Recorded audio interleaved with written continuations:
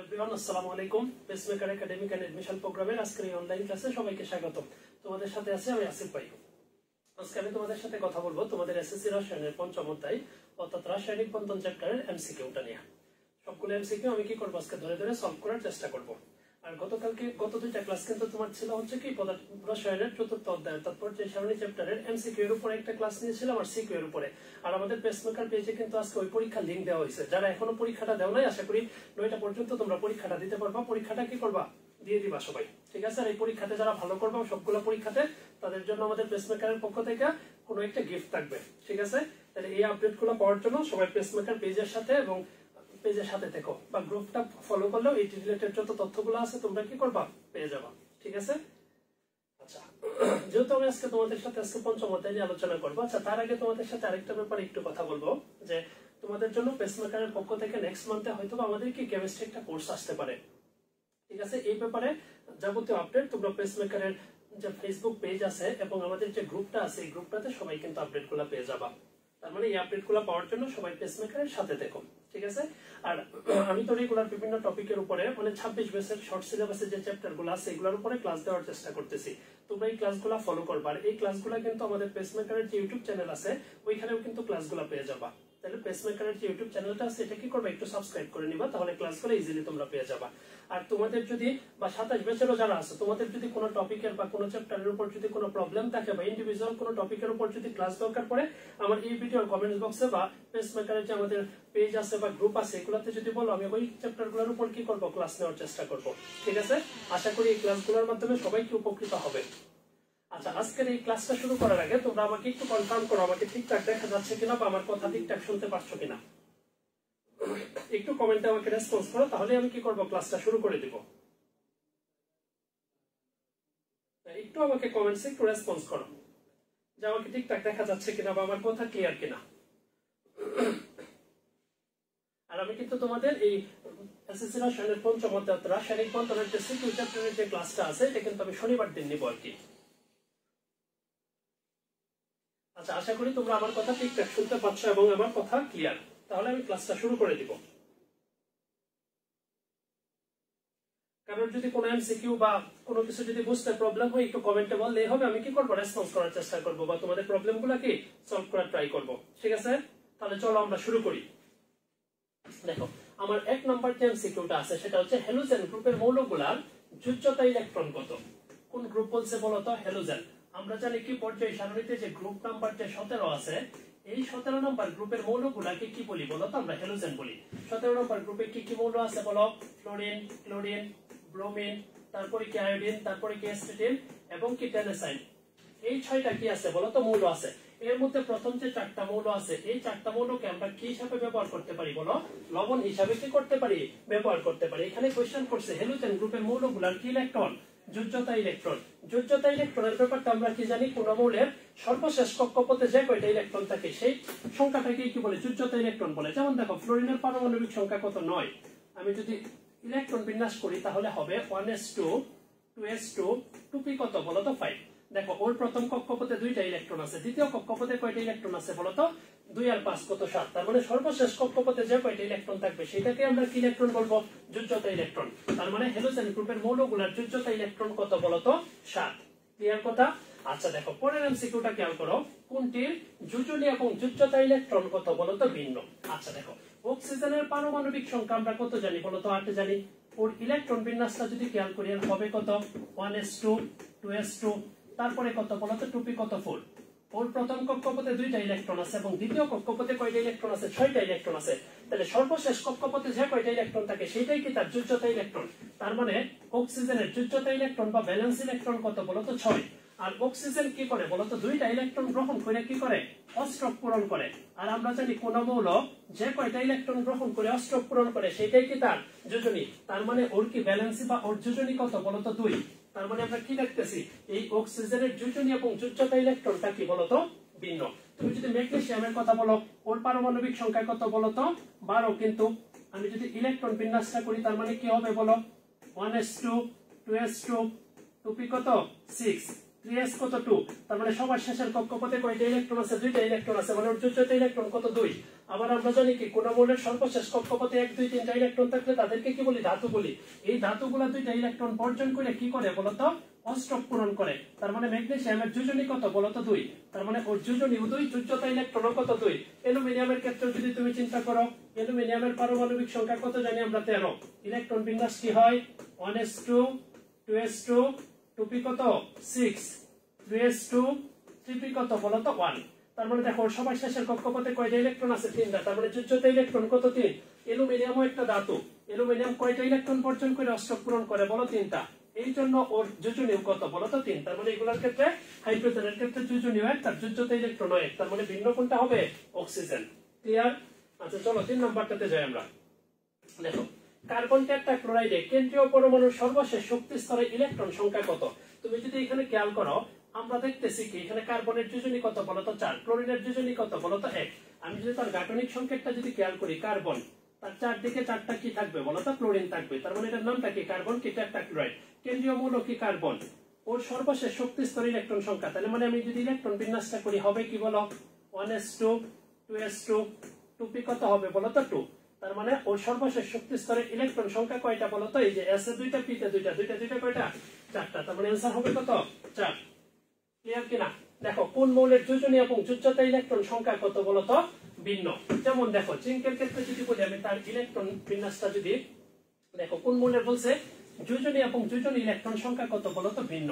যেমন দেখো আমি যদি এখানে তুমি অপশনগুলো দেখো, জিঙ্কের, তারপরে কি আছে? সোডিয়াম, তারপরে কি? ম্যাগনেসিয়াম। তুমি ক্লোরিনের ব্যাপারটা যদি একটু খেয়াল করো, ওর পারমাণবিক সংখ্যা কত বলতো? 17 না?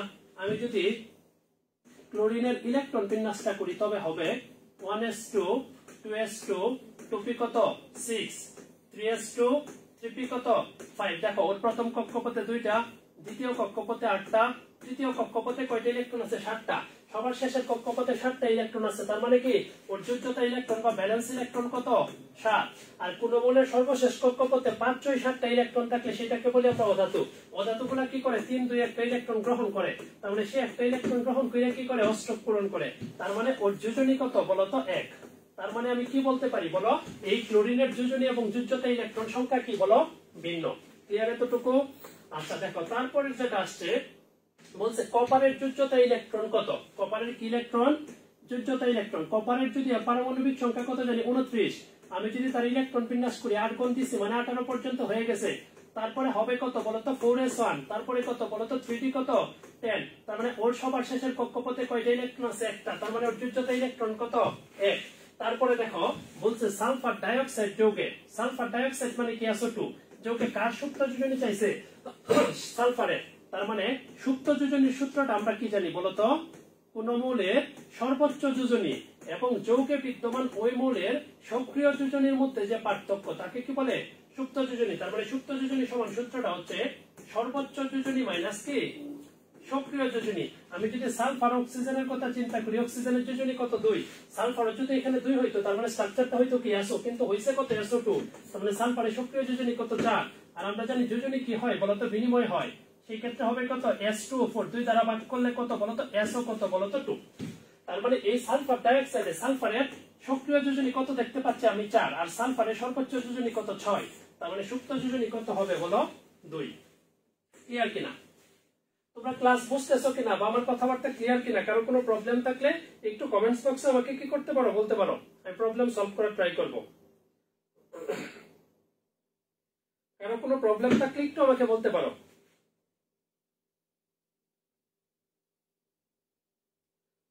আচ্ছা প্রীতিম বলতেছে ভাই মাইক্রোফোনটা আরো কাছে নেন, সাউন্ড অনেক লো। ঠিক আছে ভাইয়া, ধন্যবাদ ভাইয়া। আচ্ছা আশা করি এখন আমার কথা ঠিকঠাক বুঝতে পারতেছো তোমরা। আচ্ছা দেখো আমরা শুরু করি। বলছে কোনটি পরিবর্তনশীল যোজনী প্রদর্শন করে? আমরা জানি কি যে সকল মৌলের একাধিক যোজনী আছে তাদেরকে কি বলে? পরিবর্তনশীল যোজনী বলে। যেমন এখানে কি আছে? ক্যালসিয়াম, ওর যোজনী কত বলতো? 2। অ্যালুমিনিয়ামের যোজনী কত? 3। জিঙ্কের যোজনী কত বলতো? 2। কিন্তু আয়রনের যোজনী কত বলতো? 2 3 দুইটাই হইতে পারে। তার মানে পরিবর্তনশীল যোজনী কে প্রদর্শন করে বলতো? আয়রন কিন্তু প্রদর্শন করে। দেখো নিচের কোন যৌগে আয়রনের সুপ্ত যোজনী কত বলতো? 0। যেমন দেখো এই FeSO4 বা ফেরাস সালফেটে যদি আমি খেয়াল করি, দেখো এখানে সালফেটের যোজনী কত বলতো -2, তার মানে আয়রনটা কত হবে বলতো +2। ক্লিয়ার কিনা? আমি এটা যদি খেয়াল করি FeNO2 মানে নাইট্রেট যৌগমূলক, এটা যদি -2 হয় এটা কত হইলো বলতো +2। আমি যদি এটা খেয়াল করি সালফেটের যৌগমূলকের চার্জ কত -2 × 3 মানে কত -6, তার মানে এইখানে হবে কত +6। এখানে কয়টা আয়রন আছে বলো? দুইটা আয়রন। তার মানে দুইটা আয়রন সমান যদি +6 হয়, তার মানে আমি বলতে পারি কত একটা আয়রনের যোজনী কত আছে এখানে, জারণ মান কত +3। আর আমরা জানি কি জারণ মানটাই তার কি হয় বলতো যোজনী হয়। তার মানে এখানে আয়রনের সক্রিয় যোজনী কত বলো? এইখানে আয়রনের সক্রিয় যোজনী কত বলো? 3 কিন্তু। আর আমরা জানি কি আয়রনের সর্বোচ্চ যোজনী কত বলতো 3। তার মানে সর্বোচ্চ 3, সক্রিয় কত 3, সুপ্ত ইকুয়াল টু কত 0। তার মানে आंसरটা হবে কি বলতো Fe2SO4 কত 3।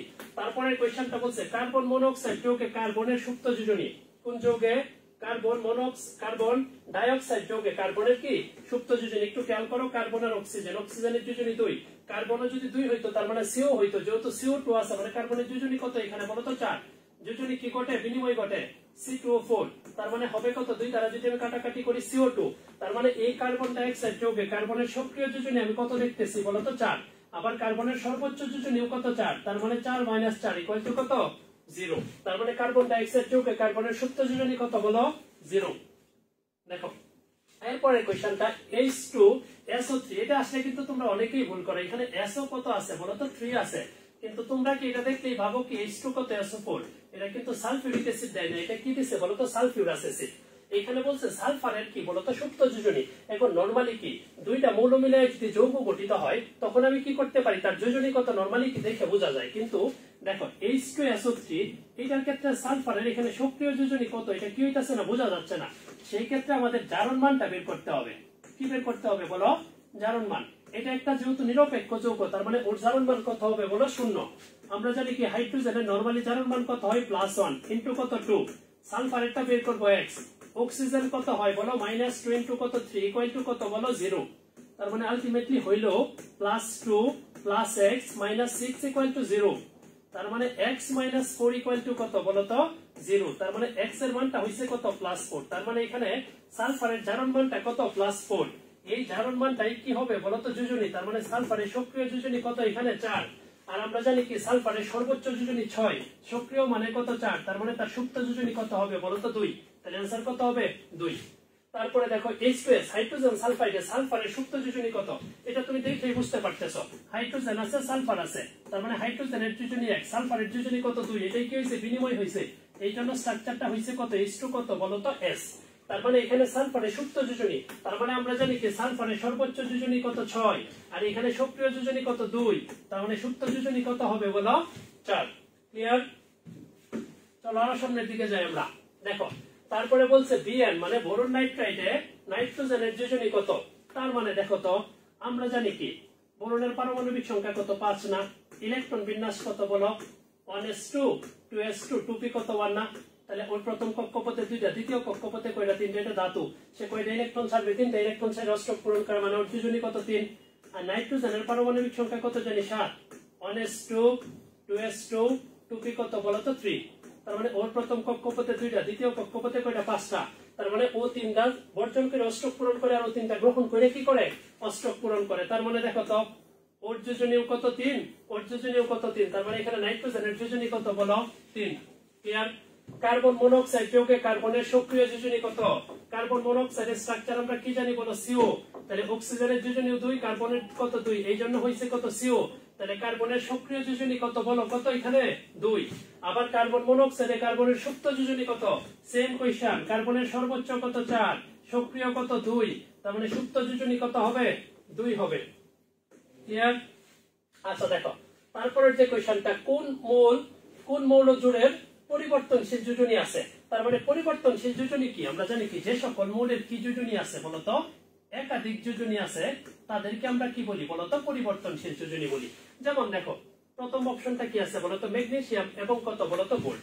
তারপরেটা দেখো এখানে টিনের কি আছে পরিবর্তনশীল যোজনী আছে কিন্তু ফ্লোরিনের কি নাই পরিবর্তনশীল যোজনী নাই এখানে অ্যালুমিনিয়ামের কি আছে বলতো পরিবর্তনশীল যোজনী নাই কিন্তু এখানে যে ফসফরাস আছে ওর কি পরিবর্তনশীল যোজনী আছে এখানে খেয়াল করো আয়রনের কিন্তু পরিবর্তনশীল যোজনী আছে 2 হইতে পারে 3 হইতে পারে আবার মার্কারিরও কত হইতে পারে বলতো 1 হইতে পারে 2 হইতে পারে তার মানে आंसरটা হবে কি আয়রন আর কি মার্কারি দুইটাই কিন্তু ল্যাটিন ভাষার শব্দ এই আয়রনের ল্যাটিন নামটা কি ফেরাম আর মার্কারির ল্যাটিন নামটা কি হাইড্রোজেরাম ঠিক আছে আচ্ছা দেখো কোন মৌলটি একাধিক যোজনী প্রদর্শন করে খেয়াল করো প্রথম অক্সিজেন অক্সিজেনের যোজনী তো 2 হয় সোডিয়ামের যোজনী কত 1 হয় ফ্লোরিনের যোজনীও কত বলতো 1 হয় তাহলে একাধিক যোজনী কে প্রদর্শন করে ফসফরাস ওর যোজনীটা মূলত কত হয় 3 হয় এবং কত 5 হয় ক্লিয়ার আচ্ছা আমরা একটু সামনের দিকে যাব তার আগে একটু দেখে নিব কারণ কোনো প্রবলেম হচ্ছে কিনা বা আমার কথা ঠিকঠাক বুঝতেছো কিনা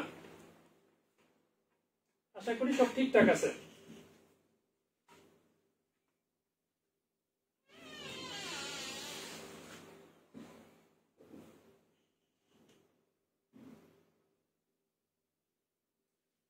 আচ্ছা কারো কোনো প্রবলেম হলে আমাকে একটু বলতে পারো হ্যাঁ আমি কি করব প্রবলেমগুলো তোমাদের সলভ করার চেষ্টা করব ঠিক আছে আচ্ছা চলো আমরা পরেরগুলো শুরু করি একটু বলছে যে কোনটা দ্বিতীয় কি বলতো যৌগমূলক যৌগমূলকের ব্যাপারটা আমরা কি জানি যৌগমূলকের ব্যাপারটার ক্ষেত্রে দুইটা কথা মনে রাখতে হবে একাধিক পরমাণু মিলে একটা গ্রুপ গঠন করে একাধিক পরমাণু মিলে একটা কি গঠন করে বলতো গ্রুপ গঠন করে এবং এই পুরো গ্রুপটা একটি মাত্র পরমাণু নিয়ে আচরণ করে গ্রুপটা কি করে বলো একটি মাত্র পরমাণুর ন্যায় কি করে আচরণ করে তার মানে যৌগমূলক কি গঠন করে গ্রুপ গঠন করে এবং পুরো গ্রুপটা কয়টা মাত্র পরমাণুর ন্যায় আচরণ করে একটা দেখো প্রথমটা যেটা নাইট্রেট এই নাইট্রেট কি বলতো একযুতি যৌগমূলক এটা স্ট্রাকচারটা আমরা কি বলি NO3- তারপরে দেখো পিএইচ এটাকে বলি PH4+ ফসফোনিয়াম একযুতি আমি যদি বলি এই যে ফসফেট PO4 কত এটা কত 3- মানে কত 3 যুজি তার মানে কি আমরা জানি কি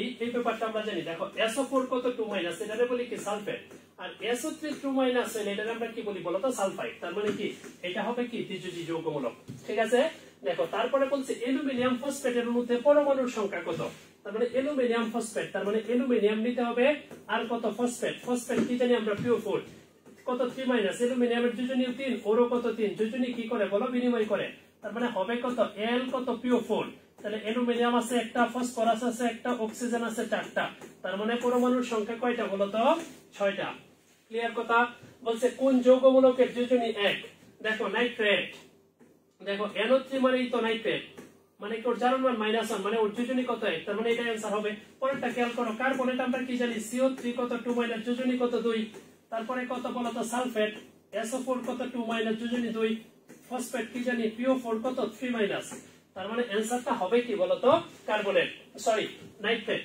ঠিক আছে ওর যোজনী কত 1 কার্বনেটের তো 2 সালফেটের 2 ফসফেটের কত 3 দেখো তারপরে ফসফেট যৌগমূলকের যোজনী কত এই যে মাত্র কিন্তু বলে আসছি দেখো ফসফেটটা কি জানি আমরা PO4 কত -3- ওর জারণ মান কত -3 তার মানে যোজনী কত 3 বলছে অ্যালুমিনিয়াম কার্বনেটের সংকেত কি এরকম টাইপের কোশ্চেন কিন্তু খুব আসে প্রত্যেকটা বোর্ডেই কিন্তু ঘুরে ফিরে আসে দেখো অ্যালুমিনিয়াম মানে L কার্বনেট মানে কি CO3 কত 2- অ্যালুমিনিয়ামের যোজনী 3 কার্বনেটের যোজনী কত 2 কি করবে বিনিময় করবে হবে কত L2 CO3 কত বলতো 3 তার মানে সংকেত কোনটা তার মানে L2 CO3 কত বলতো 3 এটা বলছে নিচের কোনটা যৌগমূলক দেখো P2O3 যৌগমূলক না SO2 সালফার ডাই অক্সাইড যৌগমূলক না এই যে দেখো আমরা পড়ছিলাম কি NO3- এটার নাম হচ্ছে নাইট্রেট যদি এরকম হয় NO2- এটার নাম কি নাইট্রাইট তার মানে এটা যৌগমূলক সিলিকন ডাই অক্সাইড তো কি এটা নরমাল যৌগমূলক না এই সিলিকন ডাই অক্সাইডটাকে কি বলে এটা কিন্তু বালির সংকেত বলে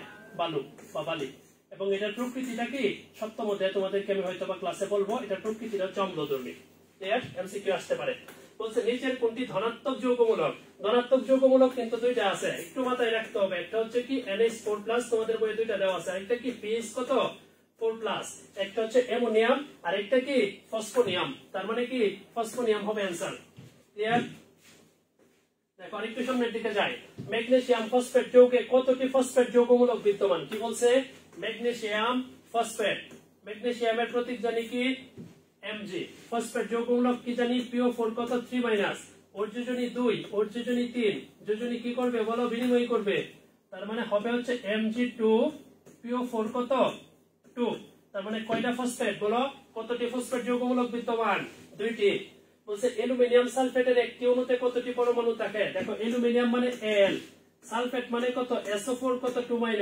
অ্যালুমিনিয়ামের যোজনী 3 সালফারের যোজনী কত 2 যদি বিনিময় করে হবে কত Al2 SO4 কত 3 তাহলে দেখো অ্যালুমিনিয়াম 2 প্লাস সালফার একটা অক্সিজেন 4টা ইনটু কত 3 তার মানে দেখো 2 প্লাস কত বলো 15 15 আর 2 কত 17 তার মানে একটা অণুতে কতটি পরমাণু থাকে 17টি পরমাণু খুব ইম্পর্টেন্ট এই টাইপের কোশ্চেন ঠিক আছে কোনটি ক্যালসিয়াম ফসফেটের সংকেত কার সংকেত ক্যালসিয়াম মানে COA আর ফসফেট কত বলো তো PO4 কত 3 ক্যালসিয়ামের যোজনী 2 ফসফেটের যোজনী কত 3 তারা কি করবে বিনিময় করবে এই টাইপের কোশ্চেন খুব ইম্পর্টেন্ট তোমাদের পরীক্ষার জন্য তার মানে Ca3 PO4 কত 2 তার মানে Ca3 PO4 কত 2 ওজনের একটি অণুতে কতটি পরমাণু বিদ্যমান ওজনের কি জানি আমরা সংকেতটা কি O3 ঠিক আছে তার মানে কি একটা অণুতে কয়টা পরমাণু বিদ্যমান 3টা এটার গাঠনিক সংকেত তোমাদের পরীক্ষায় আসতে পারে আমরা জানি কি অক্সিজেনের যোজনী কত 2 দেখো এই অক্সিজেনের যোজনী 2 ওরটাও 2 ওরটাও কত 2 ক্লিয়ার তাহলে ওজন কি O3 একটা অণুতে কয়টা পরমাণু আছে বলো 3টা ক্লিয়ার কারো কোনো প্রবলেম আছে কিনা বা কোনো কনফিউশন আছে কিনা একটু বলতে পারো থাকলে আমাকে কমেন্ট বক্সে আমি প্রবলেমগুলো সলভ করার ট্রাই করব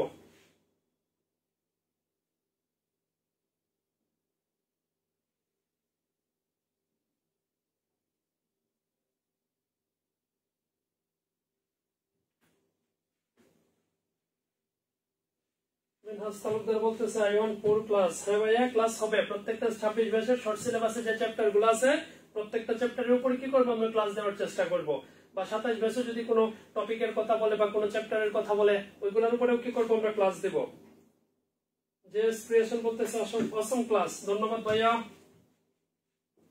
এরকম অনেক ক্লাস পেতে সবাই পেসমেকারের সাথে দেখো তারপরের দিকে যাই আমরা একটু সামনের দিকে দেখো বলছে প্রোপেনের অণুতে কয়টি একক বন্ধন আছে তার মানে প্রোপেন এটা কি অ্যালকেন মিথেন ইথেন প্রোপেনের সংকেতটা আমরা কি জানি বলো C3 কত H কত বলো তো 8 ঠিক আছে আচ্ছা আরেকটা কথা একটু জানতে হবে যে কার্বন আর হাইড্রোজেন যদি একসাথে থাকে এটাকে আমরা কি বলি বলো তো হাইড্রোকার্বন বলি কি বলি কথা কার্বন আর হাইড্রোজেন একসাথে থাকলে কি বলি হাইড্রোকার্বন আর হাইড্রোকার্বন হইলেই এখানে কার্বনের যোজনী কত হয় বলো তো 4 হয় তার মানে কার্বন আর হাইড্রোজেন আছে কার্বনের যোজনী কত 4 কয়টা কার্বন আছে 3টা কার্বন আমি লিখলাম 3টা কার্বন একটা দুইটা তিনটা প্রত্যেকটা কার্বনের যোজনী কত বানাইতে হবে 4 তাহলে 1 2 3 4 1 2 3 4 1 2 3 4 হাইড্রোজেন কয়টা আছে 8টা কয়টা হাইড্রোজেন দিতে হবে 8টা তার মানে দেখো কয়টা হাইড্রোজেন হলো 8টা হাইড্রোজেন হলো এখন কয়টা একক বন্ধন আছে দেখো 1 2 3 4 5 6 7 8 এই যে একটা একক বন্ধন 9টা এই যে একটা 10টা তারপরে প্রোপেনের অণুতে কয়টা একক বন্ধন আছে বলো কয়টা 10টা ক্লিয়ার আচ্ছা দেখো বলছে কোন যৌগটি গঠনের সময় অষ্টক নিয়ম কি করে বলো তো মেনে চলে যেমন দেখো BF3 এর ক্ষেত্রে বোরন টাইফ্লুরাইডের ক্ষেত্রে যদি আমি লুইস ডট একটু দেখাই বোরনের সবার শেষের কক্ষপথে কয়টা ইলেকট্রন আছে 3টা ফ্লোরিন থাকবে প্রত্যেকটা ফ্লোরিনের কয়টা থাকবে বলো তো 7টা করে ইলেকট্রন থাকবে এই যে দেখো 6টা 7টা এদিকে যে ফ্লোরিন ওর একটা বাকি 3 দিকে 6টা আবার দেখো ফ্লোরিন 1 2 3 4 5 6 7 দেখো এই যে শেয়ার করছে তার মানে কি ওর কিন্তু কি হইছে বলো তো 6টা হইছে ফ্লোরিনের কয়টা হইছে 8টা হইছে তার মানে অষ্টক নিয়ম মানে নাই দেখো ফসফরাসের 5টা ক্লোরিনের 5টা 5টা কয়টা হয়ে গেছে ফসফরাসের 10টা কিন্তু ওর কয়টা হইছে 8টা দেখো এখানে ক্লোরিনের 8টা হইছে কিন্তু বেরিলিয়ামের কয়টা হয়ে গেছে বলো তো 4টা তার মানে ও কি করে নাই বলো তো অষ্টক নিয়ম মানে নাই তার মানে কে বলছে ক্যালসিয়াম ফ্লোরাইড এটা একটা কি যৌগ বলো আয়নিক যৌগ ক্যালসিয়াম কয়টা ইলেকট্রন ছাড়ে দুইটা ইলেকট্রন ছাড়ে কি হয় Ca কত 2+ ঠিক আছে এবং দুইটা ফ্লোরিন কি করে বলো তো দুইটা ইলেকট্রন গ্রহণ করে 2F কত মাইনাস হয় তার মানে এটা কি বন্ধন আয়নিক বন্ধন ঠিক আছে আচ্ছা কোন যৌগের বন্ধন গঠনে অষ্টক নিয়ম অপেক্ষা 2 এর নিয়ম অধিক কি বলো তো কার্যকরী বলছে যে কোন যৌগের বন্ধন গঠনকালে তুমি যদি এই যে দেখো PCl3 টা যদি আমরা একটু খেয়াল করি PCl3 আমি লুইস ডট পদ্ধতিতে একটু দেখাবো লুইস ডট পদ্ধতিতে আমরা কোন কক্ষপথটা বিবেচনা করি বলো তো সর্বশেষ কক্ষপথ কি করি বিবেচনা করি কিন্তু আচ্ছা ফসফরাসের সবার শেষের কক্ষপথে কয়টা ইলেকট্রন আছে 5টা ইলেকট্রন দিলাম একটা দুইটা তিনটা চারটা 5টা ক্লোরিন আছে 3 থেকে 3টা কি করলাম বলো ক্লোরিন দিলাম প্রত্যেকটা ক্লোরিনের সমারশেষের কক্ষপথে কয়টা ইলেকট্রন আছে? 7টা। 1 2 3 4 5 6 7। আবার 1 2 3 4 5 6 7। আমি একটা একটু বিস্তারিত দেখাবো। 1 2 3 4 5 6 কত 7। দেখো এই দুইটা মিলে 1 জোড়া শেয়ার, 1 জোড়া শেয়ার, 1 জোড়া শেয়ার। ঠিক আছে, ক্লিয়ার কথা? তার মানে কি বলতো, এখানে ওর কয়টা ইলেকট্রন হচ্ছে? 8টা। প্রত্যেকটা ক্লোরিনেরও কয়টা হইতাছে বলতো? 8টা। তার মানে অষ্টক নিয়ম মানতেছে। ক্লিয়ার কথা? LCl3 এর ক্ষেত্রে যদি তুমি একটু খেয়াল করো, অ্যালুমিনিয়াম 3টা ইলেকট্রন ছাড়বে, 3টা ক্লোরিন 3টা ইলেকট্রন নেবে, সবারই কি আছে? অষ্টক আছে। একটু NH3টা যদি তুমি একটু খেয়াল করো, দেখো NH3 অ্যামোনিয়া, নাইট্রোজেনের পারমাণবিক সংখ্যা 7, ইলেকট্রন বিন্যাস কি বলি আমরা? 2 5। হাইড্রোজেন তো 1, কত হবে বলো তো? 1ই তো দিব। তাহলে নাইট্রোজেন সবার শেষের কক্ষপথে 5টা ইলেকট্রন থাকবে, এই যে 2টা 3টা 4টা 5টা, 3 থেকে 3টা এসে কি যুক্ত হবে বলো তো? হাইড্রোজেন যুক্ত হবে। কি যুক্ত হবে? হাইড্রোজেন যুক্ত হবে। প্রত্যেকটা হাইড্রোজেনের কত? দুজনই 1। তার মানে 1 জোড়া 2 জোড়া 3 জোড়া। ক্লিয়ার? তার মানে ওর কয়টা হয়ে গেছে? নাইট্রোজেনের কিন্তু 8টা হয়ে গেছে। তাহলে প্রত্যেকটা হাইড্রোজেনের কয়টা হয়েছে বলতো? 2টা। তার মানে অষ্টক নিয়ম অপেক্ষা 2 এর নিয়ম কার্যকরী কোনটাতে বলতো? NH কত? 3 তে। ক্লিয়ার? এই জিনিসগুলো একটু ভালো করে পড়বা, আর এইগুলোর উপর আমি একটা ক্লাস দেওয়ার চেষ্টা করবো আলাদা। দেখো, আচ্ছা বলছে কোনটি অষ্টক নিয়ম কি করে না বলতো? মেনে চলে না। বলছে যে কোন যৌগটা অষ্টক নিয়ম মেনে চলে না? তার মানে হাইড্রোজেন ফ্লোরাইডের ক্ষেত্রে তুমি যদি খেয়াল করো, ফ্লোরিনের সমারশেষের কক্ষপথে কয়টা ইলেকট্রন আছে? 7টা। এদিকে যদি একটা হাইড্রোজেন থাকে, তার মানে কি করতেছে? এটা কিন্তু অষ্টক নিয়ম মানতেছে। কার্বন ডাইঅক্সাইডের ক্ষেত্রে একই কথা। যেমন দেখো, কার্বন সমারশেষের কক্ষপথে 4টা ইলেকট্রন থাকে, 2 থেকে 2টা অক্সিজেন দিলে প্রত্যেকটার কয়টা ইলেকট্রন? লুইস ডট পদ্ধতিতে সমারশেষের কক্ষপথে 6টা ইলেকট্রন দেখো, 1 2 3 4 5 6। এই যে দেখো 4টা 4টা কয়টা হয়ে গেল? 8টা। অক্সিজেনের 8টা হইছে। ঠিক আছে, পানির ক্ষেত্রেও একই অবস্থা। ঠিক আছে, তুমি যদি দেখো অক্সিজেন সবার শেষের কক্ষপথে কয়টা ইলেকট্রন থাকে বলো তো? 6টা। কিন্তু অক্সিজেনের পারমাণবিক সংখ্যা কত জানি আমরা? 8। ইলেকট্রন বিন্যাস কত হবে বলো তো? 2 কত? 6। তাহলে আমি দিলাম 1 2, তারপরে কত বলো তো? 3 4। এই যে দেখো 5 6, দুই দিকে দিকে দুইটা যদি হাইড্রোজেন দেই, তার মানে কি করতেছে? শেয়ার করতেছে। ক্লিয়ার কথা?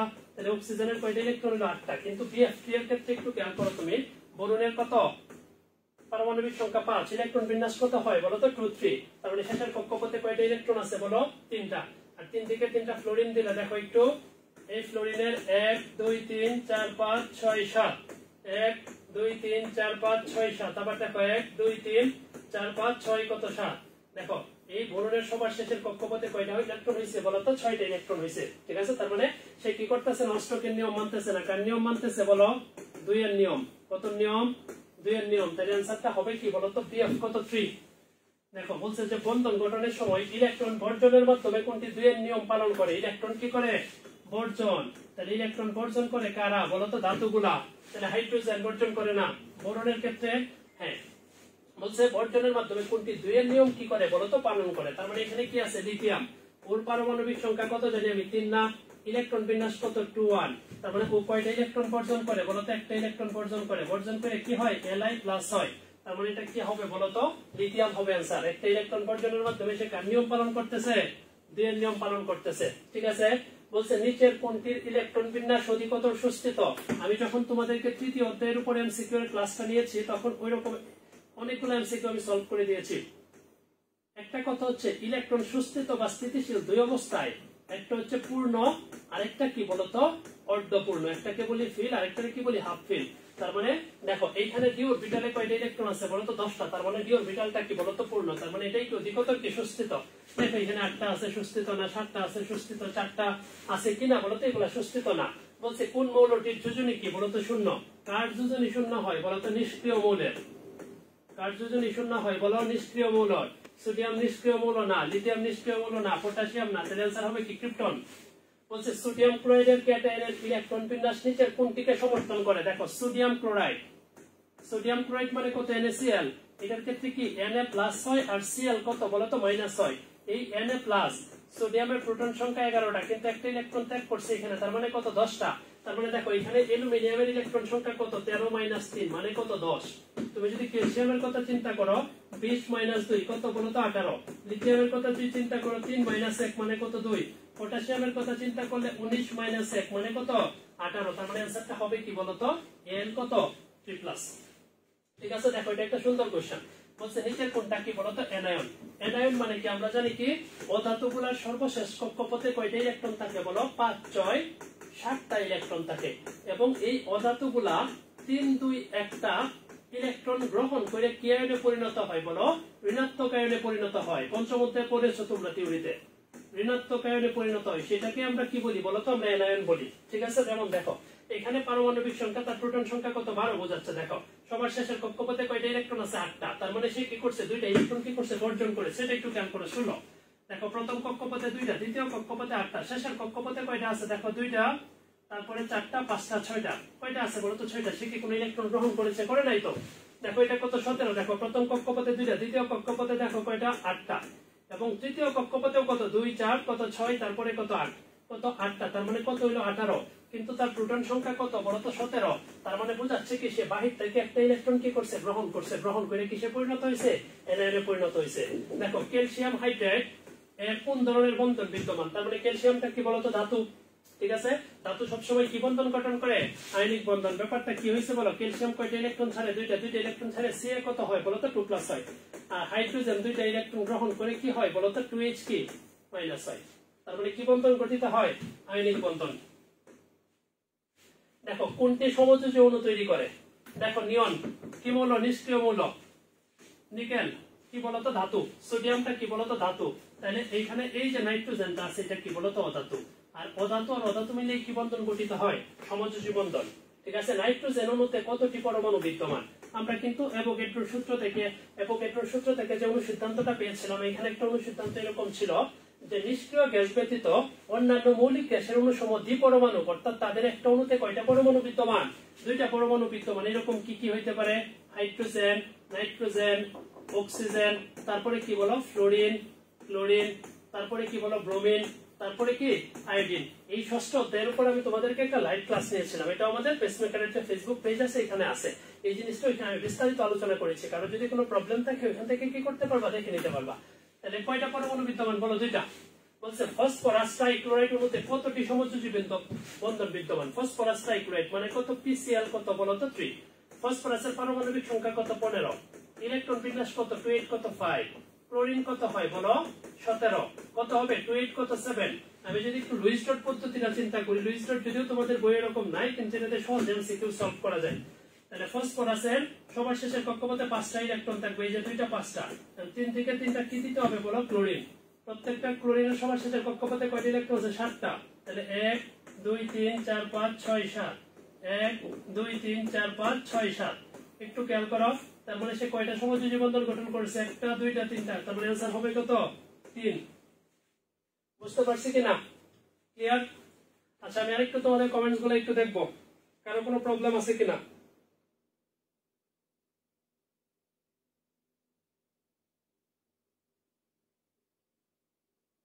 কারো কোনো প্রবলেম থাকলে একটু বলতে পারো, আমি প্রবলেম গুলো সলভ করার চেষ্টা করব।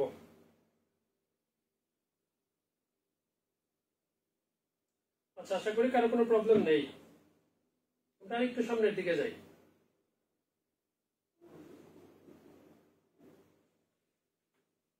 কারোর কোনো প্রবলেম হলে বলতে পারবো, কমেন্টস বক্সে একটু বললে আমি কি করবো? প্রবলেমগুলো সলভ করার ট্রাই করব। ঠিক আছে? আচ্ছা দেখো তারপরের যে কোশ্চেন বলছে কোনটির অণুতে কি বন্ধন বিদ্যমান বলো তো? দ্বিবন্ধন বিদ্যমান। হাইড্রোজেনের স্ট্রাকচারটা আমরা কি জানি? H2 লিখি। অক্সিজেনের ক্ষেত্রে কি লিখি বলো তো? O2। নাইট্রোজেনের ক্ষেত্রে কি? N2। ক্লোরিন কত বলো তো? Cl2। তার মানে এগুলোর ক্ষেত্রে কি? এই প্রত্যেকটার ক্ষেত্রে তাদের একটা অণুতে কয়টা পরমাণু বিদ্যমান বলো তো? 2টা পরমাণু বিদ্যমান। কিন্তু এখানে বলছে কোনটির অণুতে দ্বিবন্ধন বিদ্যমান। যেমন তুমি হাইড্রোজেনের ব্যাপারটা যদি খেয়াল করো, আমি এই একটা হাইড্রোজেন দিলাম, এই যে একটা হাইড্রোজেন, ওর একটা ইলেকট্রন, ওর একটা ইলেকট্রন, তার মানে ওরা একজোড়া ইলেকট্রন কি করছে? শেয়ার করছে। এই জন্য ওর স্ট্রাকচারটা হবে কত? H bond H। তার মানে কি বন্ধন বিদ্যমান? একক বন্ধন বিদ্যমান। আমি যদি অক্সিজেনের কথা বলি, অক্সিজেনের পারমাণবিক সংখ্যা কত? 8। ইলেকট্রন বিন্যাস হবে কত? 2 কত? 6। প্রত্যেকটা অক্সিজেনের সবার শেষের কক্ষপথে কয়টা ইলেকট্রন বলো? 6টা। আবার 1 2 3 4 5 কত? 6। এই যে দেখো কয় জোড়া ইলেকট্রন শেয়ার করছে? 2 জোড়া। এই জন্য কি লিখি? O ডাবল বন্ড কত? তার মানে आंसरটা হবে কি বলতো? অক্সিজেন। তুমি যদি ক্লোরিনের কথা বলো, প্রত্যেকটা ক্লোরিনের কয়টা ইলেকট্রন আছে সবার শেষের কক্ষপথে? 7টা। আবার ক্লোরিনের 7টা, 1 2 3 4 5 6 কত বলতো? 7। তার মানে কি এই ক্লোরিনের মধ্যে কি বন্ধন বিদ্যমান বলতো? একক বন্ধন। নাইট্রোজেনের ক্ষেত্রে যদি তুমি খেয়াল করো কি বন্ধন বিদ্যমান? ট্রিপল বন্ধন বিদ্যমান। ক্লিয়ার? বুঝতে পারছো? খুব ইম্পর্টেন্ট এই টাইপের কোশ্চেনগুলো পরীক্ষায় আসতে পারে। দেখো তারপরে বলছে যে ফ্লোরিন অণুতে কত জোড়া মুক্ত ইলেকট্রন আছে? কোন অণুতে? ফ্লোরিন অণুতে। দেখো F2। প্রত্যেকটা ফ্লোরিনের পারমাণবিক সংখ্যা কত জানি আমরা 9, ইলেকট্রন বিন্যাস কত 27। তাহলে দেখো এই যে একটা ফ্লোরিন, এই যে একটা ফ্লোরিন, সবার প্রত্যেকটা ফ্লোরিনের সর্বশেষ কক্ষপথে ইলেকট্রন আছে 7টা। দেখো 1 2 3 4 5 6 কত 7। ঠিক আছে, ক্লিয়ার। বলছে কত জোড়া মুক্ত ইলেকট্রন আছে, তার মানে কি দেখো যারা বন্ধনে অংশগ্রহণ করে সরি ওদেরকে আমরা বলি কি বন্ড পেয়ার ইলেকট্রন, বাকি বন্ধন জোড় ইলেকট্রন। বন্ড পেয়ার বা কি বলতো বন্ধন জোড় ইলেকট্রন। ঠিক আছে, এই যে 1 জোড়া 2 জোড়া 3 জোড়া 4 5 6 ওরা কি অবস্থায় আছে, মুক্ত অবস্থায় আছে, ওদেরকে বলি কি আমরা lone pair electron. Lone pair electron বা মুক্ত জোড় ইলেকট্রন। তার মানে কত জোড়া আছে বলো 6 জোড়া, বা বাংলাতে বলে কি এগুলাকে নিঃসঙ্গ জোড় ইলেকট্রনও কিন্তু বলে। তার মানে কত জোড়া 6 জোড়া। বলছে যে অ্যামোনিয়া অণুতে কতটি নিঃসঙ্গ জোড় ইলেকট্রন আছে, তার মানে অ্যামোনিয়া NH কত বলতো 3। নাইট্রোজেন সবার শেষের কক্ষপথে 5টা ইলেকট্রন। দেখো 1 2 3 4 5, তিন দিকে 3টা হাইড্রোজেন যদি আমি দিয়ে দেই, প্রত্যেকটা হাইড্রোজেনের কয়টা করে ইলেকট্রন আছে, একটা। তার মানে দেখো 1 জোড়া 2 জোড়া 3 জোড়া, এই 3 জোড়া কি আছে বলতো, এটা কি ইলেকট্রন বলো, এগুলা তার বন্ধন জোড় ইলেকট্রন। তার মানে নিঃসঙ্গ জোড় বা মুক্ত জোড় ইলেকট্রন কত জোড়া 1 জোড়া। দেখো বলছে নাইট্রোজেনের একটা অণুতে কতটি বন্ধন জোড় ইলেকট্রন থাকে, মাত্র আমি দেখাইলাম। নাইট্রোজেনের ক্ষেত্রে কি হয় বলতো N2। প্রত্যেকটা নাইট্রোজেনের সর্বশেষ কক্ষপথে কয়টা ইলেকট্রন থাকে, 5টা, 3টা 4টা 5টা। আবার দেখো 1টা 2টা 3 4 5, এই যে 1 জোড়া 2 জোড়া 3 জোড়া। ঠিক আছে, কতটি বন্ধন জোড়া ইলেকট্রন থাকে বলো, কত জোড়া 3 জোড়া। খুব ইম্পর্টেন্ট। সালফারের সঠিক সংকেত কি অ্যাসিড, ফসফরাসের সঠিক সংকেত যদি এটা আসে কত P4। তৃতীয়তে ক্লাস যখন নিয়েছে এটাতে আমি বিস্তারিত ডিসকাস করেছি এই ব্যাপারগুলো। দেখো বেন্ডারল শক্তি দ্বারা আবদ্ধ থাকে নিচের কোন যৌগটা, মনে রাখতে হবে বেন্ডারলস আকর্ষণ দ্বারা যুক্ত থাকে হচ্ছে সমযোজী যৌগের অণুসমূহ। কোন যৌগের অণুসমূহ, সমযোজী যৌগ।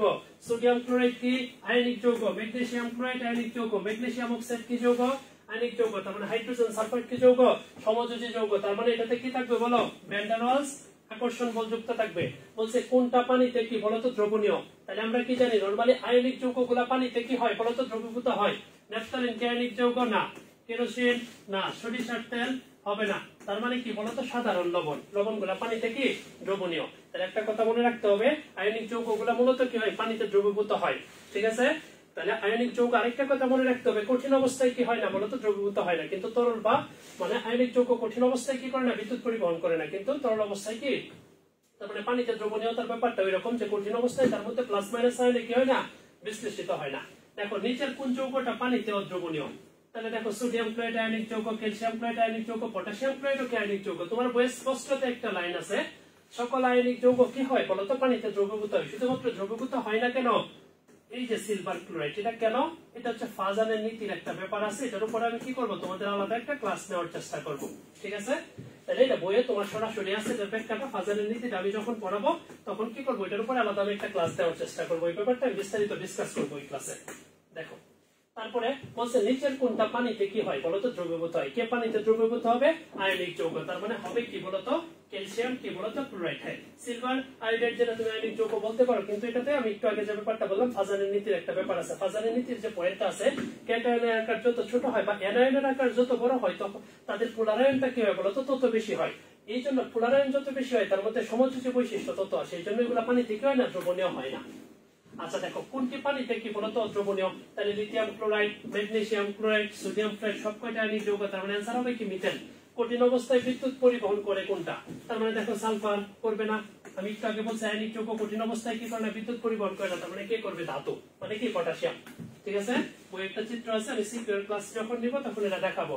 বলছে যে পানিতে অদ্রবণীয় যৌগ কোনটা, তাহলে কোন যৌগ পানিতে দ্রবণীয় হবে না, সমযোজী যৌগ এটা আয়নিক যৌগ। ঠিক আছে, দ্রবণীয় আয়নিক যৌগ দ্রবণীয়, অ্যালুমিনিয়াম ক্লোরাইড আয়নিক দ্রবণীয়, তার মানে কি কার্বন টেট্রাক্লোরাইড CCl4 দ্রবণীয় হবে না। বলছে কোন যৌগটি পানিতে কি বলতো দ্রবণীয়। ঠিক আছে, কার্বন টেট্রাক্লোরাইড সমযোজী যৌগ প্রত্যেকটা সমযোজী যৌগ। ঠিক আছে, কিন্তু আমরা কি জানি বলতো সমযোজী যৌগ পানিতে দ্রবীভূত হয় না, তবে তিনটা সমযোজী যৌগ, একটা হচ্ছে কি চিনি, একটা হচ্ছে গ্লুকোজ। আজান পড়তেছে, আজান ক্লাস শেষ হলে আমি ক্লাসটা আবার শুরু করবো।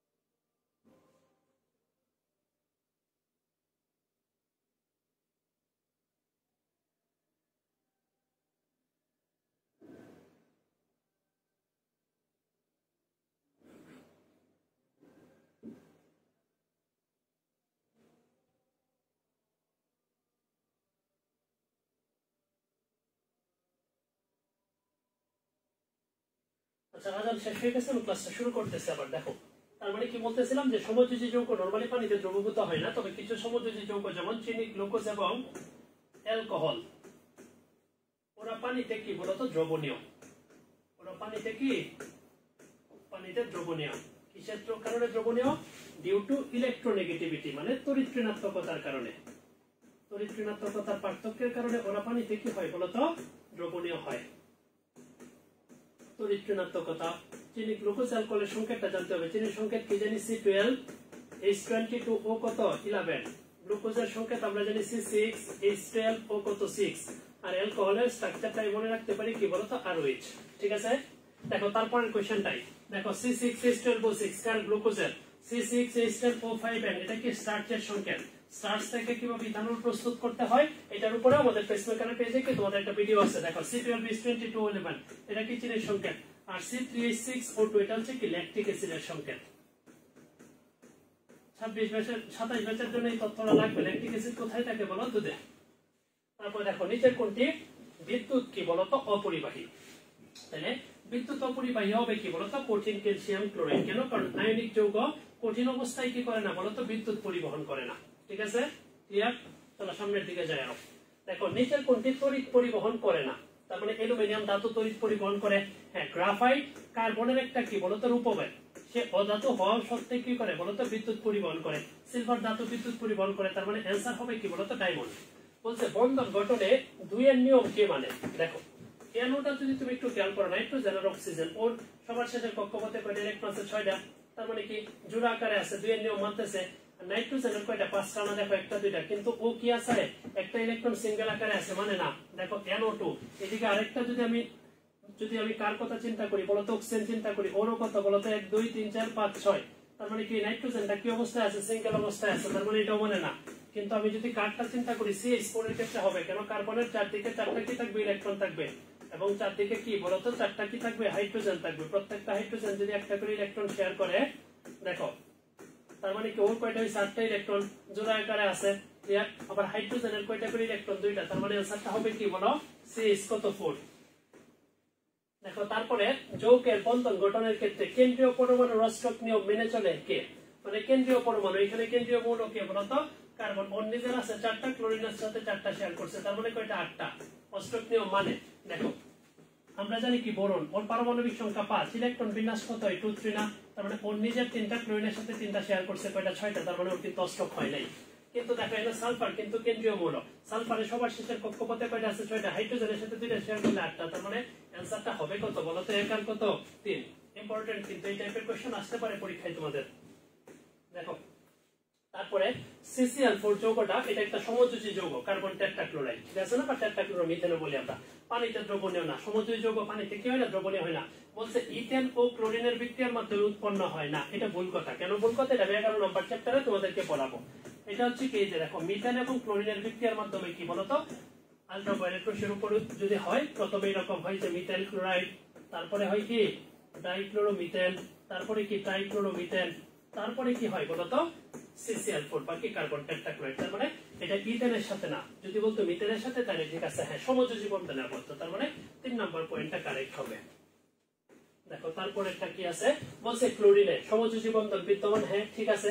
তারপরে বলছে যে উভয় পরমাণু 2টা করে ইলেকট্রন শেয়ার করে না। এই কথাটা ভুল। কেন ভুল? দেখো ক্লোরিন 7, 1 2 3 4 5 6 কত বলতো? 7। আবার ক্লোরিন 1 2 3 4 5 6 7। তার মানে উভয় কয়টা করে ইলেকট্রন শেয়ার করতেছে বলতো? মানে একটা করে। কিন্তু এর উভয় পরমাণুর আর্গনের ইলেকট্রন বিন্যাস অর্জন করে। হ্যাঁ ওর ইলেকট্রন সংখ্যা 18, ওর কত? 18। তার মানে অ্যানসারটা হবে কত বলে? 1 আর কত? 3। বলছে দ্বিবন্ধন কোথায় দেখা যায়? বলছে অক্সিজেনের অণুতে, হ্যাঁ ও ডাবল বন্ড ও। তারপরে কি বলছে বলতো? বিউটেনের অণুতে না, বিউটেনের অণুতে একক বন্ধন থাকে। অর্গানিকের যখন ক্লাস নেব তখন বলবো এটা। ডাইক্লোরোমিথেন একটু আগে আমি ক্লিয়ার করছি। ডাইক্লোরোমিথেন কি CH2 কত বলতো? Cl কত? 2। কি বন্ধন আছে? একক বন্ধন আছে, হবে না।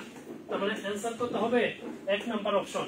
দেখো তারপরে পানির অণুতে আছে ঘূর্ণায়মান ইলেকট্রন নাই, মুক্তজোড় ইলেকট্রন আছে, কি বন্ধন বিদ্যমান? সমযোজী বন্ধন বিদ্যমান। অ্যানসার হবে কত বলো? 2 আর কত? 3। হাইড্রোজেন ফ্লোরাইডের ক্ষেত্রে হ্যাঁ পোলারিটি আছে। কেন পোলারিটি আছে? আমরা জানি কি ফ্লোরিনের তড়িৎ ঋণাত্মকতা 4, হাইড্রোজেনের তড়িৎ ঋণাত্মকতা 2.1। তার মানে কি হবে? এই যে ফ্লোরিন আছে ওর প্রান্তটা ডেল্টা মাইনাস হবে এবং হাইড্রোজেনটা কি হবে? ডেল্টা প্লাস হবে। তার মানে পোলারিটি আছে। তার মানে 2 এর নিয়ম মানবে। হ্যাঁ কেন 2 এর নিয়ম মানবে আগেও দেখাইছি এটা তোমাদেরকে। ক্লোরিনের সবার শেষের কক্ষপথে কয়টা? 7টা। হাইড্রোজেনের আছে একটা, এই যে একটা শেয়ার করছে 2টা। তার মানে কার নিয়ম মানতেছে? 2 এর নিয়ম। এবং পোলারিটির কারণে পানিতে কি হবে? দ্রবণীয় হবে। তার মানে অ্যানসার হবে কত? 1 2 3। দেখো এই কোশ্চেনটা একটু আনকমন। সালফেট মূলকে বা সালফেট যৌগমূলকে যোজ্যতা ইলেকট্রন কত? এগুলো বোর্ডে আসে না, কিন্তু 2-1টা স্কুলে কি করে যায়? ময়মনসিংহ জেলা স্কুলে স্পেসিফিক্যালি এই কোশ্চেনগুলো খুব দেয়। বলছে মূলকে যোজ্যতা ইলেকট্রন সংখ্যা কত? তার মানে যোজ্যতা ইলেকট্রনের ক্ষেত্রে একটা কথা মনে রাখতে হবে, যেমন সালফারের পারমাণবিক সংখ্যা কত জানি আমরা? 16। ইলেকট্রন বিন্যাস কত? 286। অক্সিজেনের কত? 8। ইলেকট্রন বিন্যাস কত? 26। মানে সবার শেষের কক্ষপথে যে কয়টা ইলেকট্রন আছে এটা আমাকে কি করতে হবে? কনসিডার করতে হবে। তার মানে সালফারের কয়টা আছে? 6টা। অক্সিজেনের 6টা আছে, ইনটু কত? 4। এবং 2টা কি করছে? মাইনাস আছে। তার মানে কি করতে হবে? প্লাস করতে হবে। তার মানে দেখো 6 প্লাস 24 প্লাস 2 30 আর 2 কত হইলো বলো তো? 32। তাহলে কয়টা হবে? 32টা। দেখো PCl3 ফসফরাস ট্রাইক্লোরাইড যৌগে ফসফরাসের সুপ্ত এবং সক্রিয়, সক্রিয় কত দেখতেছি আমি? 3। আর ফসফরাসের সর্বোচ্চ কত? 5। 5 এর 3 বাদ দিলে কত বলতো? 2। তাহলে তার সুপ্ত যোজনী কত বলতো? 2। আর সক্রিয় কত বলতো? 3। দেখো তারপরে K3FeCl6 পটাশিয়াম হেক্সাফেরিসায়ানাইড যৌগে আয়রনের কি সুপ্ত যোজনী কত? তার মানে আগেই বলছি আমার কি বের করতে হবে বলো? জারণ মান বের করতে হবে। এটা একটা কি যৌগ? নিরপেক্ষ যৌগ। পুরো যৌগটার জারণ মান কত? 0। পটাশিয়ামের জারণ মান +1 ইনটু কত বলতো? 3। আয়রনটা বের করবো x। সায়ানাইড যৌগমূলক যার চার্জ কত? -1 ইনটু 6 ইকুয়াল টু কত? 0। তার মানে কত হবে? দেখো +3 + x - 6 ইকুয়াল টু 0। তার মানে x - 3 ইকুয়াল টু 0। x এর মানটা কত? +3। তার মানে এখানে আয়রনের সক্রিয় যোজনী কত? 3। আবার আয়রনের সর্বোচ্চ যোজনী কত? 3 জানি। 3 - 3 ইকুয়াল টু কত? 0। তাহলে অ্যানসার হবে কত? 0। দেখো আয়রনের মিশ্র অক্সাইড আয়রনের যোজনী কত? আয়রনের মিশ্র অক্সাইড যেটাকে বলে ফেরিসোফোরিক অক্সাইড, এটাকে ভাঙলে আমরা পাই FeO প্লাস কত? Fe2 কত? O3। তার মানে এখানে আয়রনের যোজনী 2, এখানে আয়রনের যোজনী কত? 3। তার মানে কত? 2 আর কত? 3। ঠিক আছে। আচ্ছা দেখো বোরন নাইট্রেটের সংকেত কি? একটু আগেই প্রথমে আমি এটা ক্লিয়ার করছি। কি হবে? Bn। বলছে নিচের কোন যৌগটা অষ্টক নিয়মে কি হইছে? গঠিত হইছে। তার মানে এটা হবে কি বলতো? Potassium oxide. এটা কি যৌগ? আয়নিক যৌগ। কেন আয়নিক যৌগ? দুইটা পটাশিয়াম কি করবে বলতো? দুইটা ইলেকট্রন ছেড়ে কি হবে? 2k প্লাস হবে। আর একটা অক্সিজেন দুইটা ইলেকট্রন গ্রহণ করলে কি হবে? O2 minus. তার মানে ওর ওয়াটার কয়টা ইলেকট্রন হইলো বলতো? ওর সবার শেষের কক্ষপথে 8টা হইলো, ওর অক্সিজেনেরও কয়টা হয়ে গেছে? 8টা। তার মানে হবে কত? K2। দেখো তারপরে হচ্ছে সমযোজী মৌলিক অণু কোনটা? একটু আগে ক্লিয়ার করছি, आंसर হবে কি? নাইট্রোজেন। বলছে নেপথালিন অণুতে কয়টা দ্বিবন্ধন আছে? হ্যাঁ, এটা আমি 11 নাম্বার চ্যাপ্টারে বিস্তারিত ডিসকাস করব। নেপথালিনের সংকেতটা কি জানি আমরা? C10 কত বলতো? 8। এগুলাতে কি বলতো? এগুলাকে অ্যারোমেটিক যৌগ বলে। আচ্ছা, এগুলোর ক্ষেত্রে কিছু শর্ত আছে। দেখো এগুলাতে বেনজিন বলাই থাকে। তার মানে 1 2 3, দেখো 1 2 3 4 5 6, পরে আরো 4টা কার্বন থাকবে, 3টা। এই যে দেখো 4টা। শর্ত কি? একান্তর দ্বিবন্ধন, মানে দ্বিবন্ধন সিঙ্গেল বন্ধন দ্বিবন্ধন। দেখো দ্বিবন্ধন সিঙ্গেল বন্ধন দ্বিবন্ধন সিঙ্গেল বন্ধন দ্বিবন্ধন সিঙ্গেল বন্ধন দ্বিবন্ধন সিঙ্গেল বন্ধন দ্বিবন্ধন। তার মানে কয়টা? দেখো 1টা 2টা 3টা 4টা। আরেকটা কয়টা? 5টা। তার মানে आंसर হবে কত? 5। আমি যখন 11 নাম্বার চ্যাপ্টারের ক্লাস নিব আমি এটা ক্লিয়ার করব তোমাদেরকে। দেখো দেখো কার্বন ডাইঅক্সাইড অণুতে মুক্ত জোড় এবং বন্ধন জোড় ইলেকট্রন। কার্বন ডাইঅক্সাইড তার মানে কার্বন কি কেন্দ্রীয় মৌল? এই যে দুইটা, সর্বশেষ কক্ষপথে 4টা, অক্সিজেনের সর্বশেষ কক্ষপথে 6টা। 1 2 3 4 5 6। অক্সিজেন কত? 1 2 3 4 5 6। দেখো 1 জোড়া 2 জোড়া 3 জোড়া 4 জোড়া। বন্ধন জোড় কত? 4 জোড়া। মুক্ত জোড় দেখো 1 জোড়া 2 জোড়া 3 জোড়া 4 জোড়া। তার মানে বন্ধন জোড় মুক্ত জোড় কত জোড়া? 4,4। মিথেন অণুতে কয়টি বন্ধন জোড় ইলেকট্রন আছে? মিথেনের স্ট্রাকচারটা কি জানি বলো? আগে ক্লিয়ার করছি। CH4 কার্বন, সর্বশেষ কক্ষপথে 4টা। চারদিকে কি থাকবে বলতো? কয়টা হাইড্রোজেন থাকবে? 4টা হাইড্রোজেন। একটা একটা করে ইলেকট্রন কি করবে? শেয়ার করবে। তার মানে দেখো কত জোড়া বন্ধন জোড় ইলেকট্রন আছে? 4 জোড়া। ক্লিয়ার? দেখো কোন সমযোজী যৌগটি স্বাভাবিক তাপমাত্রা ও চাপে তরল অবস্থায় থাকে? তরল অবস্থায়। তার মানে কে তরল অবস্থায় থাকে বলতো? এটার নাম কি? ইথানল, বা কি বলে? ইথাইল অ্যালকোহল বলে। দেখো অপোলার যৌগ কোনটা? পোলার যৌগ কি? যেগুলাতে পোলারিটির কারণে প্লাস মাইনাস প্রান্তের সৃষ্টি হয়। অপোলার যৌগ মানে কি? যেগুলাতে কি প্লাস মাইনাসের প্রান্তের সৃষ্টি হবে না। কি বলছি? চিনি বলো, গ্লুকোজ বলো, অ্যালকোহল বলো, পোলারিটির কারণে কি হবে? প্লাস মাইনাস হবে, মানে ওরা পোলার যৌগ। তার মানে অপোলার যৌগ কোনটা হবে? বেনজিন। স্ট্রাকচারটা কি? C6 কত? H6। আমি অর্গানিকের ক্লাসে এগুলো তোমাদেরকে বিস্তারিত ক্লিয়ার করবো। দেখো ধাতব বন্ধন সৃষ্টির মূল কারণ কি? ধাতব বন্ধনের ব্যাপারটা আমরা কি জানি? এক টুকরা ধাতুর মধ্যে পরমাণুগুলো যে আকর্ষণ দ্বারা কি তারা যুক্ত থাকে তাকে কি বলে? ধাতব বন্ধন। এই ধাতব বন্ধনে ধাতুগুলো ইলেকট্রন ত্যাগ করে ধনাত্মক আধানে পরিণত হয়, যেটাকে কি বলে? পারমাণবিক শ্বাস বলে। ঠিক আছে? এই পারমাণবিক শ্বাসে তারা কিভাবে বিন্যস্ত থাকে? এটা MCQ আসে ত্রিমাত্রিক ভাবে। ঠিক আছে? এবং এই যে ধাতব পরমাণু কর্তৃক ত্যাগকৃত ইলেকট্রন কোন নির্দিষ্ট পরমাণুর অধীনে না থেকে পারমাণবিক শ্বাসের যে মধ্যবর্তী স্থানে বিচরণ করে সেটাকে বলে সঞ্চারণশীল ইলেকট্রন বা ডিলোকালাইজড ইলেকট্রন। তাহলে ধাতব বন্ধন সৃষ্টির মূল কারণ কি? মুক্ত ইলেকট্রন। দেখো সালফার পরিবর্তনশীল যোজনী প্রদর্শন করে কারণে বহিস্থ স্তরে 4টা ইলেকট্রন থাকে না। এই কথাটা ভুল। দেখো কেন ভুল? কত জানি আমরা? 1s2 2s2 2p6 3s2 3p কত 4। এর সর্বশেষ কক্ষপথে কয়টা ইলেকট্রন থাকে? 6টা। তারপরে এর সর্ববহিস্থ শক্তি স্তরে ডি অরবিটাল ফাঁকা থাকে। হ্যাঁ, উত্তেজিত অবস্থায় অযুগ্ম ইলেকট্রন সংখ্যা বৃদ্ধি করে। কত ক্লাসে এটা আমি দেখিয়েছিলাম তোমাদেরকে। তারপরে आंसर হবে কত বলো? 2 আর কত 3। দেখো বলছে কোন নিষ্ক্রিয় গ্যাসের 2টি যোজ্যতা ইলেকট্রন থাকে? নিয়ন বলো, জেনন বলো, রেডন বলো, এগুলো তো হবে না। তার মানে হিলিয়াম। ওর পারমাণবিক সংখ্যা কত বলো তো? 2। ইলেকট্রন বিন্যাস কত? 1s2। তার মানে কয়টা ইলেকট্রন আছে? 2টা ইলেকট্রন। দেখো যৌগমূলকের ক্ষেত্রে বলছে কি সুপ্ত যোজনী নাই? হ্যাঁ, কথা সত্য। যোজনী আধান সংখ্যা সমান হয়, এটাও সত্য। যেমন PH4 ফসফোনিয়াম, এটার যোজনী আমরা কত ধরি বলতো? 1 ধরি, কিন্তু পরিবর্তনশীল যোজনী দেখাই না, এটাও সত্য। তার মানে आंसर কত? 1 2 3। দেখো আমরা আজকের ক্লাসের একেবারে লাস্ট স্লাইডে চলে আসছি। দেখো হাইড্রোজয়িক অ্যাসিডের সংকেত কি? খুব আসে HN3। এটা আসলে তোমরা গাঠনিক সংকেতটা অনেকেই পারো না, একটু আমি গাঠনিক সংকেতটা ক্লিয়ার করে দিচ্ছি। দেখো হাইড্রোজেন কয়টা আছে? একটা। নাইট্রোজেন কয়টা আছে বলতো? 3টা। আমরা জানি কি নাইট্রোজেনের যোজনী হয় 3, হয় না হয় কত? 5। হাইড্রোজেনের যোজনী 1 দিলাম। ঠিক আছে?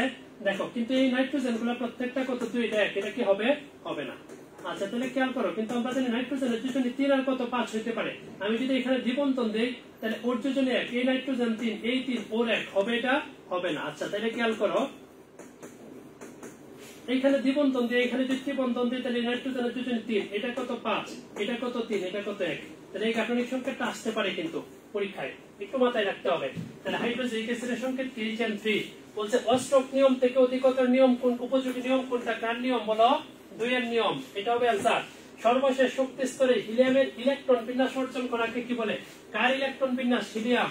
হিলিয়াম মানে কি He, পারমাণবিক সংখ্যা 2 ওইখানেও লিখে রাখছে, দেখো 1s কত 2, তার মানে কয়টা ইলেকট্রন থাকা, দুইটা, তার মানে কি নিয়ম, দ্বৈত নিয়ম, বা এটাকে বলে কি ল অফ ডুয়েট, বা আমরা কি বলতে পারি ল অফ কি বলতো, ডুপ্লেট। ক্লিয়ার?